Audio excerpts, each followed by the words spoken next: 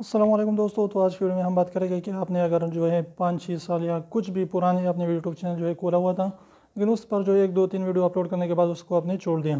तो अगर आप अपने मन में अब जो है सोच रहे हैं कि मैं फिर से यूट्यूब चैनल जो है स्टार्ट करूं, तो इस तरीके से एक बंदे ने यूट्यूब वाले से पूछा कि हम जो है अपने नए चैनल जो है खोलें या दूसरे पुराने चैनल पर काम करें। तो यूट्यूब के बंदे ने कहा कि अगर आप जो है कैटेगरी सेम है, यानी वही सेम कैटेगरी पर काम करना चाहते हैं, यानी फ़र्ज़ कीजिए आप व्लॉग बनाते थे और अब भी आप व्लॉग बनाना चाहते हैं, तो आपका जो पुराना चैनल है वो बेहतर रहेगा, क्योंकि उसका टाइम हो चुका है और उसकी जो है इस वजह से यूट्यूब जो है आपकी ओल्ड यूट्यूब चैनल को ज़्यादा प्रमोट करेगा, क्योंकि वो जो है पुराना चैनल है। अगर आप नए बनाते हैं तो इसमें जो है काफ़ी टाइम आपको लग सकता है।